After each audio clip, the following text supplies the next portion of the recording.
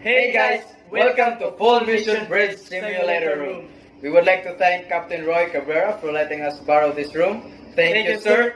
And today, we will show you one of emergency equipment on board. But before we start, we will have to introduce ourselves first. So my name is Decadet Dizon Dean Francis M. And I'm Decadet Banate Lorito Jr. And today, we will discuss What is Epirb and its safety sign?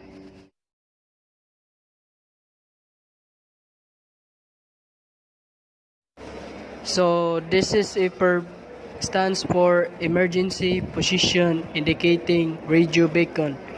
This is Epirb's looks like, but in other country there are lots of different styles and colors. And the safety sign of this is the green one.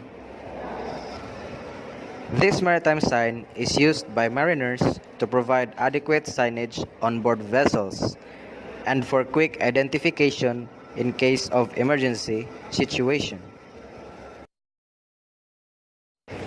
During an accident, when the ship will sink, the Epirb will release the hydrostatic release unit. Then, the Epirb will transmit a distress alert to the satellite.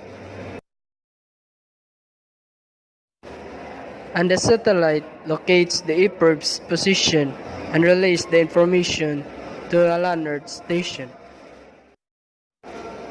The land earth station relays the information to the rescue coordination center. And the rescue coordination center will relay the information to the rescue boat. So that's all for today, guys. Thanks for watching. And don't forget to hit the like button and subscribe at Captain Roy Cabrera's YouTube channel at Rocaps Cabrera. Peace out.